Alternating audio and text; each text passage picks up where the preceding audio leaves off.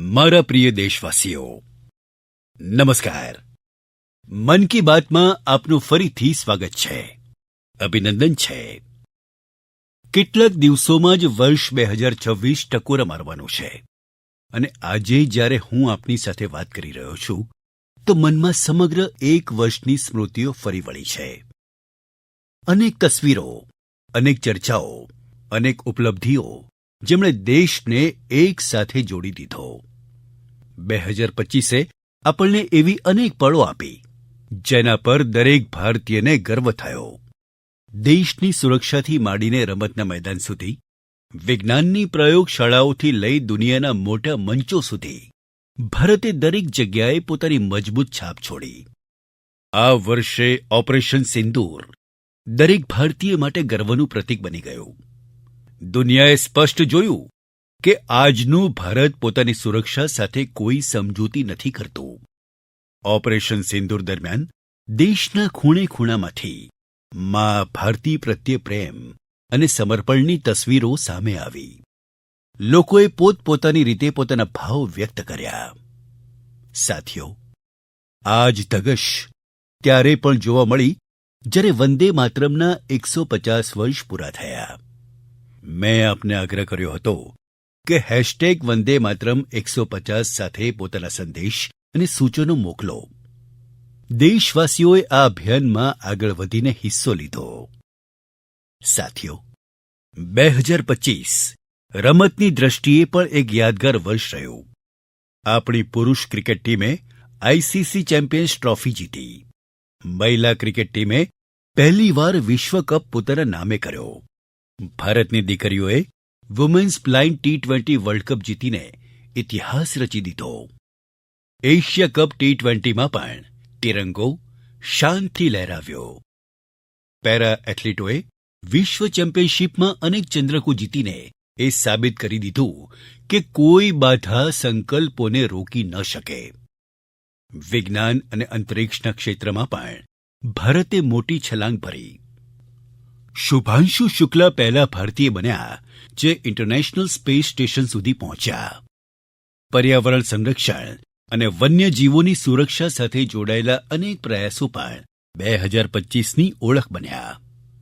ભારતમાં ચિત્તાઓની સંખ્યા પણ હવે 30થી વધુ થઈ ગઈ છે. 2025માં આસ્થા, સંસ્કૃતિ અને ભારતનો અદ્વિતીય વારસો બધું એક સાથે દેખાયો. વર્ષની શરૂઆતમાં પ્રયાગરાજ મહાકુંભના આયોજને પૂરી દુનિયાને ચકિત કરી દીધી. વર્ષના અંતમાં અયોધ્યામાં શ્રી રામ મંદિર પર ધ્વજારોહણના કાર્યક્રમે દરેક ભારતીયને ગર્વથી ભરી દીધા. સ્વદેશી વિશે પણ લોકોનો ઉત્સાહ ઘણો દેખાયો. લોકો તે જ સામાન ખરીદે છે જેમાં કોઈ ભારતીયનો પરસેવો લાગેલો હોય અને જેમાં ભારતની માટીની સુગંધ હોય. આજે આપણે ગર્વથી કહી શકીએ છીએ કે 2025એ ભારતને પહેલાંથી વધુ આત્મવિશ્વાસ આપ્યો છે. એ વાત પણ સાચી છે કે આ વર્ષે પ્રાકૃતિક આપદાઓ આપણે સહેવી પડી, અનેક ક્ષેત્રોમાં સહેવી પડી. હવે દેશ 2026માં નવી આશાઓ, નવા સંકલ્પો સાથે આગળ વધવા તૈયાર છે. મારા પ્રિય દેશવાસીઓ, આજે દુનિયા ભારતને બહુ આશા સાથે જોઈ રહી છે. ભારત પાસેથી આશાનું સૌથી મોટું કારણ છે આપણી યુવાન શક્તિ. વિજ્ઞાનના ક્ષેત્રમાં આપણી ઉપલબ્ધિઓ, નવા ઇનોવેશન, ટેકનોલોજીનો વિસ્તાર, તેનાથી દુનિયાભરના દેશો ખૂબ જ પ્રભાવિત છે. સાથીઓ, ભારતના યુવાનોમાં સદા કંઈક નવું કરવાનો જુસ્સો હોય છે અને તેઓ એટલા જાગૃત પણ છે. મારા યુવાન સાથીઓ ઘણીવાર મને પૂછે છે કે નેશન બિલ્ડિંગમાં તેઓ પોતાનું યોગદાન હજુય કેવી રીતે વધારે, તેઓ કેવી રીતે પોતાના આઈડિયા શેર કરી શકે. અનેક સાથીઓ પૂછે છે કે મારી સામે તેઓ પોતાના આઈડિયાઝનું પ્રેઝન્ટેશન કેવી રીતે આપી શકે. આપણા યુવાન સાથીઓની આ જિજ્ઞાસાનું સમાધાન છે વિકસિત ભારત યંગ લીડર્સ ડાયલોગ. ગત વર્ષે તેની પહેલી આવૃત્તિ થઈ હતી. હવે કેટલાક દિવસો પછી તેની બીજી આવૃત્તિ થવાની છે. આગામી મહિનાની 12 તારીખે સ્વામી વિવેકાનંદની જયંતિના અવસર પર રાષ્ટ્રીય યુવા દિવસ મનાવવામાં આવશે. આ દિવસે યંગ લીડર્સ ડાયલોગનું પણ આયોજન થશે અને હું પણ તેમાં જરૂર સહભાગી થઈશ. તેમાં આપણા યુવાનો ઇનોવેશન, ફિટનેસ, સ્ટાર્ટઅપ અને એગ્રીકલ્ચર જેવા મહત્વપૂર્ણ વિષયો પર પોતાના આઈડિયા શેર કરશે. હું આ કાર્યક્રમ માટે ખૂબ જ ઉત્સુક છું. સાથીઓ, મને એ જોઈને સારું લાગ્યું કે આ કાર્યક્રમમાં આપણા યુવાનોની ભાગીદારી વધી રહી છે. કેટલાક દિવસો પહેલા જ તેની સાથે જોડાયેલી એક ક્વિઝ કોમ્પિટિશન થઈ. તેમાં 50 લાખથી વધુ યુવાનો સહભાગી થયા. એક નિબંધ પ્રતિયોગિતા પણ થઈ, જેમાં સ્ટુડન્ટ્સે વિભિન્ન વિષયો પર પોતાની વાતો રાખી. તે પ્રતિયોગિતામાં તમિળનાડુ પહેલા અને ઉત્તર પ્રદેશ બીજા સ્થાને રહ્યું. સાથીઓ, આજે દેશની અંદર યુવાનોને પ્રતિભા દેખાડવાના નવા અવસરો મળી રહ્યા છે. એવા ઘણા મંચો વિકસિત થઈ રહ્યા છે, જ્યાં યુવાનો પોતાની યોગ્યતા અને રુચિ અનુસાર ટેલેન્ટ દેખાડી શકે છે. આવું જ એક પ્લેટફોર્મ છે સ્માર્ટ ઇન્ડિયા હેકાથોન. એક એવું બીજું માધ્યમ જ્યાં આઈડિયાઝ એક્શનમાં બદલાય છે. સાથીઓ, સ્માર્ટ ઇન્ડિયા હેકાથોન 2025નું સમાપન આ જ મહિને થયું છે. આ હેકાથોન દરમિયાન 80થી વધુ સરકારી વિભાગોની 270થી વધુ સમસ્યાઓ પર સ્ટુડન્ટ્સે કામ કર્યું. સ્ટુડન્ટ્સે એવા સોલ્યુશન આપ્યા જે રિયલ લાઈફ ચેલેન્જીસ સાથે જોડાયેલા હતા.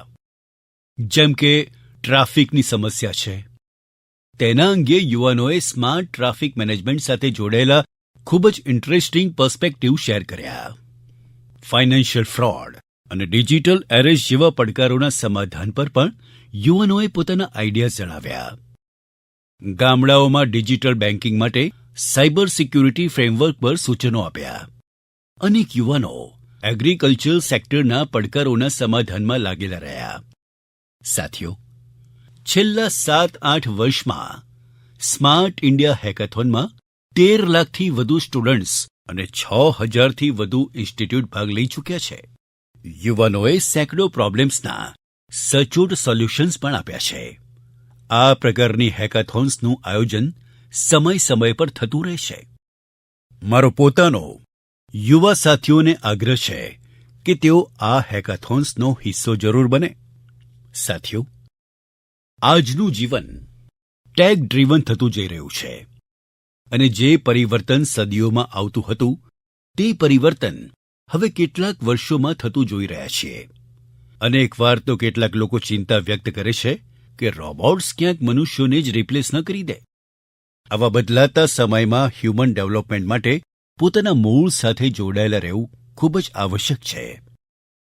મને એ જોઈને અત્યંત આનંદ થાય છે કે આપણી આગામી પેઢી પોતાની સંસ્કૃતિના મૂળને સારી રીતે પકડી રાખે છે, નવી વિચારસરણી સાથે, નવા ઉપાયો સાથે.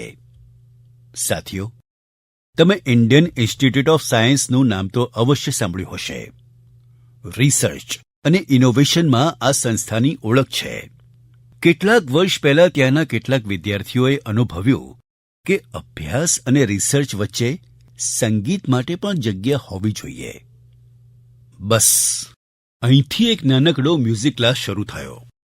ન મોટો મંચ, ન કોઈ મોટું બજેટ.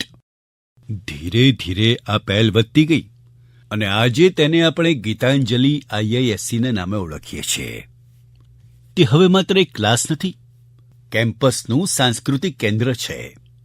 અહીં હિન્દુસ્તાની શાસ્ત્રીય સંગીત છે, લોક પરંપરાઓ છે, શાસ્ત્રીય વિદ્યાઓ છે. વિદ્યાર્થીઓ અહીં બેસીને રિયાઝ કરે છે, પ્રોફેસર સાથે બેસે છે, તેમના પરિવારો પણ જોડાય છે. આજે 200થી વધુ લોકો તેની સાથે જોડાયેલા છે. અને વિશેષ વાત એ છે કે જે વિદેશ ચાલ્યા ગયા, તેમણે પણ ઓનલાઈન જોડાઈને આ ગ્રુપની ધુરા સંભાળી છે. સાથીઓ, પોતાના મૂળ સાથે જોડાયેલા રહેવાના આ પ્રયાસ કેવળ ભારત સુધી સીમિત નથી. દુનિયાના અલગ અલગ ખૂણા અને ત્યાં વસેલા ભારતીયો પણ પોતાની ભૂમિકા નિભાવી રહ્યા છે. એક બીજું ઉદાહરણ જે આપણને દેશની બહાર લઈ જાય છે, આ સ્થાન છે દુબઈ. ત્યાં રહેનારા કન્નડા પરિવારોએ પોતાને એક આવશ્યક પ્રશ્ન પૂછ્યો. આપણા બાળકો ટેક વર્લ્ડમાં આગળ તો વધી રહ્યા છે, પરંતુ ક્યાંક તેઓ પોતાની ભાષાથી દૂર તો નથી થઈ રહ્યા ને? અહીંથી જન્મી કન્નડા પાઠશાળા, એક એવો પ્રયાસ જ્યાં બાળકોને કન્નડા ભણાવાય છે, શીખવાડાય છે, લખતા અને બોલતા શીખવાડાય છે. આજે તેની સાથે 1000થી વધુ બાળકો જોડાયેલા છે. ખરેખર કન્નડા નાડુ નુડી નમ્મા હેમ્મે. કન્નડાની ભૂમિ અને ભાષા આપણું ગર્વ છે. સાથીઓ, એક જૂની કહેવત છે, મન હોય તો માળવે જવાય. આ કહેવતને ફરીથી સાચી કરી બતાવી છે મણિપુરના એક યુવાન મોઇરાંગ થેમ સેઠજીએ. તેમની વય 40 વર્ષથી પણ ઓછી છે. શ્રીમાન મોઇરાંગ થેમજી મણિપુરના જે અંતરિયાળ ક્ષેત્રમાં રહેતા હતા, ત્યાં વીજળીની મોટી સમસ્યા હતી. આ પડકારને પાર પાડવા માટે તેમણે લોકલ સોલ્યુશન પર ભાર મૂક્યો અને તેમને એ સોલ્યુશન મળ્યું સોલાર પાવરમાં. આપણા મણિપુરમાં આમ પણ સોલાર એનર્જી ઉત્પન્ન કરવી સરળ છે. તો મોઇરાંગ થેમજીએ સોલાર પેનલ લગાવવાનું અભિયાન ચલાવ્યું અને આ અભિયાનના કારણે આજે તેમના ક્ષેત્રમાં સેંકડો ઘરોમાં સોલાર પાવર પહોંચી ગયો છે. વિશેષ વાત એ છે કે તેમણે સોલાર પાવરનો ઉપયોગ હેલ્થ કેર અને આજીવિકાને વધુ સારી બનાવવા માટે કર્યો છે. આજે તેમના પ્રયાસોથી મણિપુરમાં અનેક હેલ્થ સેન્ટર્સને પણ સોલાર પાવર મળી રહ્યો છે. તેમના આ કામથી મણિપુરની નારી શક્તિને પણ ઘણો લાભ મળ્યો છે. સ્થાનિક માછીમારો અને કલાકારોને પણ તેનાથી સહાય મળી છે. સાથીઓ, આજે સરકાર પીએમ સૂર્યઘર મફત વીજળી યોજના અંતર્ગત દરેક લાભાર્થી પરિવારને સોલાર પેનલ લગાવવા માટે લગભગ 75 થી 80 હજાર રૂપિયા આપી રહી છે. મોઇરાંગ થેમજીના આ પ્રયાસો આમ તો વ્યક્તિગત પ્રયાસો છે, પરંતુ સોલાર પાવર સાથે જોડાયેલા દરેક અભિયાનને નવી ગતિ આપી રહ્યા છે. હું મન કી બાતના માધ્યમથી તેમને પોતાની શુભકામનાઓ આપું છું. મારા પ્રિય દેશવાસીઓ, આવો જરા આપણે જમ્મુ કાશ્મીર તરફ ચાલીએ. જમ્મુ કાશ્મીરનો સાંસ્કૃતિક અને ઐતિહાસિક વારસો, તેની એક એવી ગાથા તમને જણાવવા માંગુ છું જે તમને ગર્વથી ભરી દેશે. જમ્મુ કાશ્મીરના બારામુલ્લામાં જેહનપોરા નામની એક જગ્યા છે. ત્યાં લોકો વર્ષોથી કેટલીક ઊંચી ટેકરીઓ જોતા આવતા હતા. સાધારણ એવી ટેકરીઓ, કોઈને ખબર નહોતી કે તે શું છે. પછી એક દિવસ આર્કિયોલોજિસ્ટની દ્રષ્ટિ તેના પર પડી. જ્યારે તેમણે આ વિસ્તારને ધ્યાનથી જોવાનું શરૂ કર્યું તો તેમને આ ટેકરીઓ કંઈક અલગ લાગી. તે પછી આ ટેકરીઓનું વૈજ્ઞાનિક અધ્યયન કરવાનું શરૂ કરવામાં આવ્યું. ડ્રોન દ્વારા ઉપરથી તસવીરો લેવામાં આવી, જમીનનું મેપિંગ કરવામાં આવ્યું અને પછી કેટલીક આશ્ચર્ય પમાડનારી વાતો સામે આવવા લાગી. ખબર પડી કે આ ટેકરીઓ પ્રાકૃતિક નથી, તે માણસ દ્વારા બનાવવામાં આવેલી કોઈ મોટી ઇમારતનો અવશેષ છે. તે દરમિયાન એક બીજી રસપ્રદ કડી જોડાઈ. કાશ્મીરથી હજારો કિલોમીટર દૂર ફ્રાન્સના એક મ્યુઝિયમના આર્કાઇવ્સમાં એક જૂનું, ધૂંધળું એવું ચિત્ર મળ્યું. બારામુલ્લાના તે ચિત્રમાં 3 બૌદ્ધ સ્તૂપ દ્રષ્ટિમાન થઈ રહ્યા હતા. ત્યાંથી સમયે પડખું ફેરવ્યું અને કાશ્મીરનો એક ગૌરવશાળી અતીત આપણી સામે આવ્યો. આ લગભગ 2000 વર્ષ જૂનો ઇતિહાસ છે. કાશ્મીરના જેહનપોરાનું આ બૌદ્ધ પરિસર આપણને યાદ અપાવે છે કે કાશ્મીરનો અતીત કેવો હતો, તેની ઓળખ કેટલી સમૃદ્ધ હતી. મારા પ્રિય દેશવાસીઓ, હવે હું તમને ભારતથી હજારો કિલોમીટર દૂર એક એવા પ્રયાસની વાત કરવા માંગુ છું જે હૃદયને સ્પર્શી જનાર છે. ફિજીમાં ભારતીય ભાષા અને સંસ્કૃતિના પ્રસાર માટે એક પ્રશંસનીય પહેલ થઈ રહી છે. ત્યાંની નવી પેઢીને તમિળ ભાષા સાથે જોડવા માટે અનેક સ્તર પર સતત પ્રયાસ કરવામાં આવી રહ્યા છે. ગત મહિને ફિજીના રાકી ક્ષેત્રમાં ત્યાંની એક શાળામાં પહેલીવાર તમિળ દિવસ મનાવવામાં આવ્યો. તે દિવસે બાળકોને એક એવો મંચ મળ્યો જ્યાં તેમણે પોતાની ભાષા પર ખુલ્લા દિલથી ગૌરવ વ્યક્ત કર્યું. બાળકોએ તમિળમાં કવિતાઓ સંભળાવી, ભાષણો આપ્યા અને પોતાની સંસ્કૃતિને પૂરા આત્મવિશ્વાસ સાથે મંચ પર રજૂ કરી. સાથીઓ, દેશની અંદર પણ તમિળ ભાષાના પ્રચાર માટે સતત કામ થઈ રહ્યું છે. કેટલાક દિવસ પહેલાં જ મારા સંસદીય ક્ષેત્ર કાશીમાં ચોથો કાશી તમિળ સંગમમ થયો. હવે હું તમને એક ઓડિયો ક્લિપ સંભળાવવા જઈ રહ્યો છું. તમે સાંભળો અને અંદાજ લગાવો કે તમિળ બોલવાનો પ્રયાસ કરી રહેલા આ બાળકો ક્યાંના છે. வணக்கம். பாரத் அரசங்கத்தல் ஓரே பாரதம் உன்னத பாரதம் நடத்தப்பட்ட காசி தமிழ் சங்கமம் 4 தமிழ் கற்போம் நான் ரொம்ப கார்க்க உதாரணத்துக்கு ஏன் தமிழில் இன்ட்ரோடக்ஷன் காசியோடு பூமியில் நான் பாயல் பட்டேல் அரசு குயின்ஸ் இன்டர் காலேஜ் की मानवी अनेवरकुम येन वणक्कम. સાથીઓ, તમને જાણીને નવાઈ લાગશે. તમિળ ભાષામાં આટલી સહજતાથી પોતાની વાત રાખનારા આ બાળકો કાશીના છે, વારાણસીના છે. તેમની માતૃભાષા હિન્દી છે, પરંતુ તમિળ ભાષા પ્રત્યેના લગાવે તેમને તમિળ શીખવા માટે પ્રેરિત કર્યા છે. આ વર્ષે વારાણસીમાં કાશી તમિળ સંગમમ દરમિયાન તમિળ શીખવા પર વિશેષ ભાર મૂકવામાં આવ્યો હતો. લર્ન તમિલ, તમિળ કરાકલમ.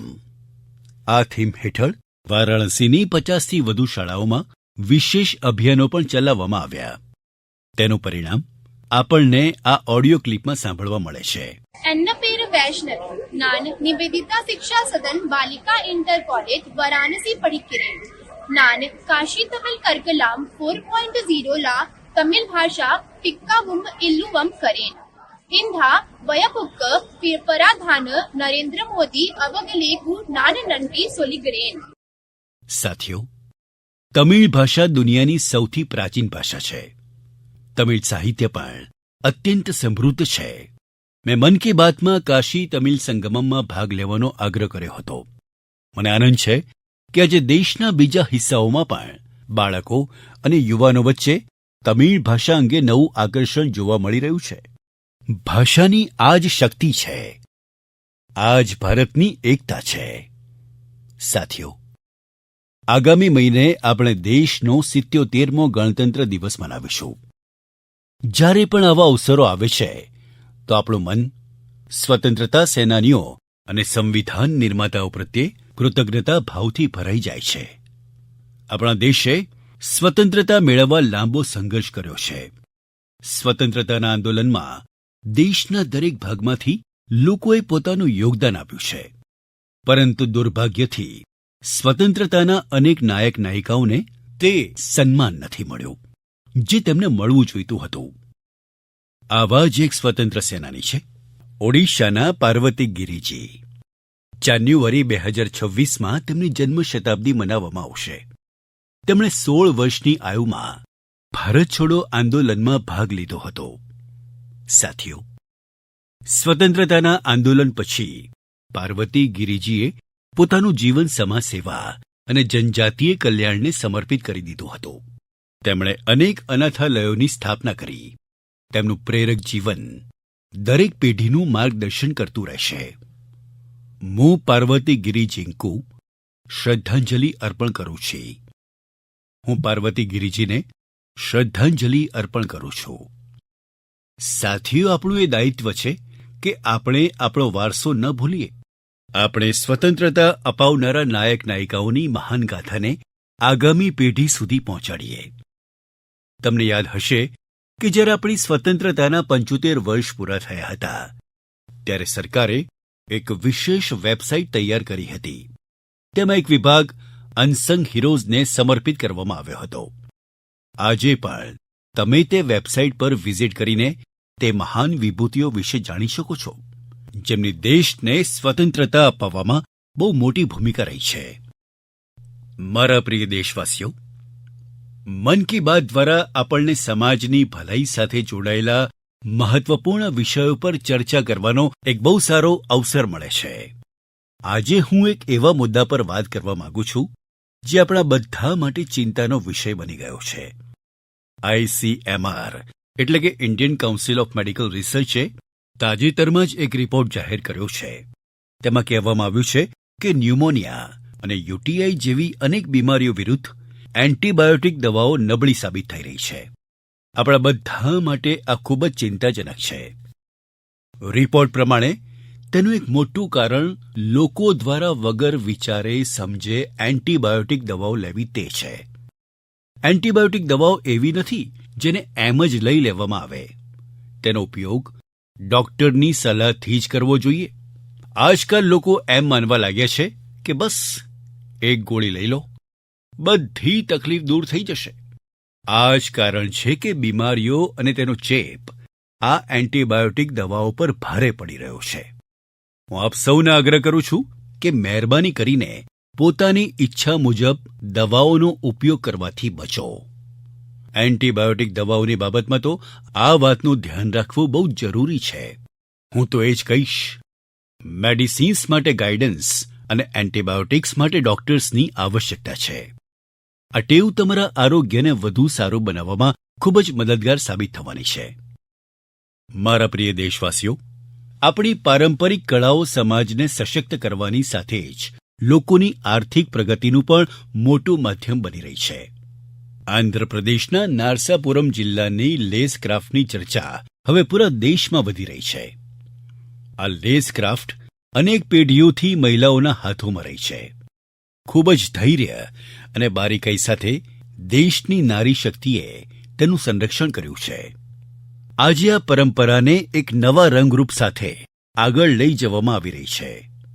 આંધ્રપ્રદેશ સરકાર અને નાબાર્ડ મળીને કારીગરોને નવી ડિઝાઇન શીખવાડી રહ્યા છે, વધુ સારી સ્કિલ ટ્રેનિંગ આપી રહ્યા છે અને નવા બજાર સાથે જોડી રહ્યા છે. નારસાપુરમ લેસને જીઆઈ ટેગ પણ મળ્યો છે. આજે તેનાથી 500થી વધુ પ્રોડક્ટ્સ બની રહ્યા છે અને 250થી વધુ ગામોમાં લગભગ 1 લાખ મહિલાઓને તેનાથી કામ મળી રહ્યું છે. સાથીઓ, મન કી બાત એવા લોકોને સામે લાવવાનો પણ આ મંચ છે જે પોતાના પરિશ્રમથી ન માત્ર પારંપરિક કળાઓને આગળ વધારી રહ્યા છે, પરંતુ તેનાથી સ્થાનિક લોકોને સશક્ત પણ કરી રહ્યા છે. મણિપુરના ચુરાચાંદપુરમાં માર્ગારેટ રામથારસિમજી, તેમના પ્રયાસો એવા જ છે. તેમણે મણિપુરના પારંપરિક ઉત્પાદનોને, ત્યાંના હેન્ડીક્રાફ્ટને, વાંસ અને લાકડાથી બનાયેલી ચીજને એક મોટા વિઝન સાથે જોઈ અને તે વિઝનના કારણે તે એક હેન્ડીક્રાફ્ટ આર્ટિસ્ટથી લોકોનું જીવન બદલવાનું માધ્યમ બની ગઈ. આજે માર્ગારેટજીના યુનિટ, તેમાં 50થી વધુ આર્ટિસ્ટ કામ કરી રહ્યા છે અને તેમણે પોતાની મહેનતથી દિલ્હી સહિત દેશના અનેક રાજ્યોમાં પોતાના પ્રોડક્ટ્સનું એક માર્કેટ પણ ડેવલપ કર્યું છે. સાથીઓ, મણિપુરથી જ એક બીજું ઉદાહરણ સેનાપતિ જિલ્લાના રહેનારા ચોખોને ક્રીચેનાજીનું પણ છે. તેમનો પૂરો પરિવાર પરંપરાગત ખેતી સાથે જોડાયેલો રહ્યો છે. ક્રીચેનાએ આ પારંપરિક અનુભવને એક બીજો વિસ્તાર આપ્યો. તેમણે ફૂલોની ખેતીને પોતાનું પેશન બનાવ્યું. આજે તેઓ આ કામને અલગ અલગ માર્કેટ્સ સાથે જોડી રહ્યા છે અને પોતાના વિસ્તારની લોકલ કોમ્યુનિટીઝને પણ એમ્પાવર કરી રહ્યા છે.